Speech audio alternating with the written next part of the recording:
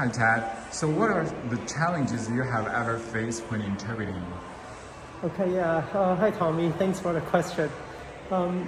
Definitely, there are many challenges in interpreting. I can honestly say that it's one of the hardest things that I have ever done. I remember when I was first getting started, it was very hard.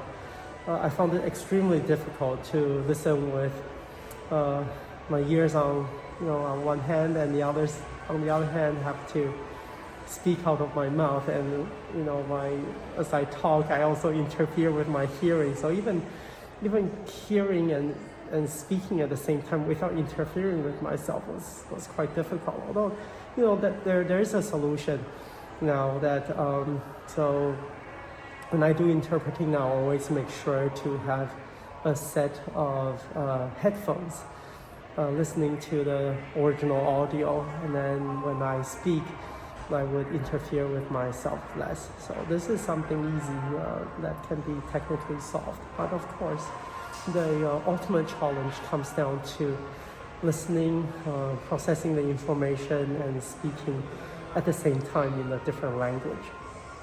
The way that I found to work for me is to not stop talking.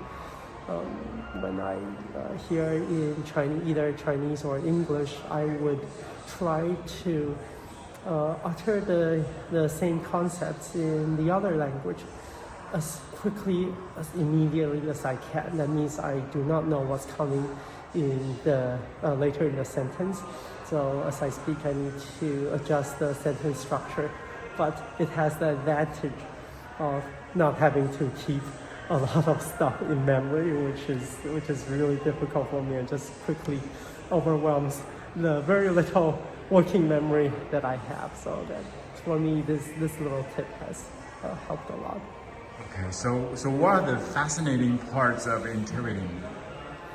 The interpreting, I think occasionally, I emphasis on occasionally, when we know the material well and the speaker does not speak very fast, then we can translate nearly 100% of what's being said.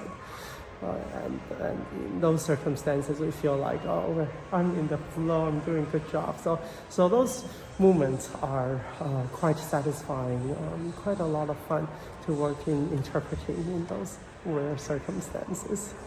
Okay, and what have you learned from interpreting?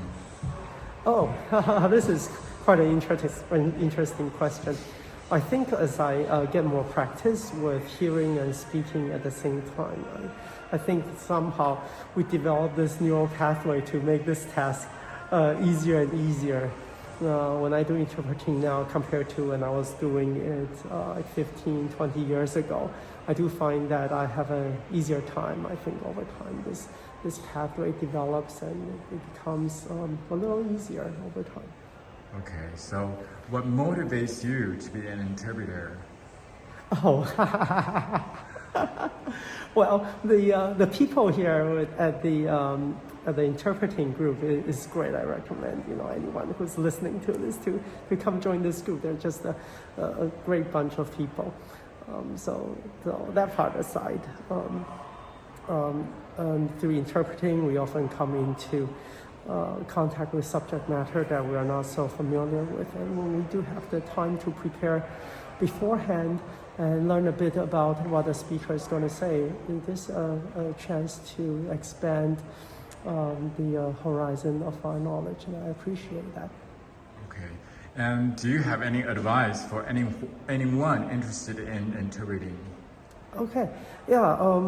I think what I found to be most useful is to not stop talking and to just say things out loud as soon as we hear it in the other language, and just adjust the sentence structure as we go.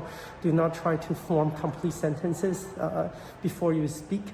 Basically, I see interpreting as kind of like sketching a picture. When we sketch, we use many different lines, and then that will slowly form the picture in front of us. I see interpreting in the same way. If we use that attitude, then we see interpreting as more of a conversation.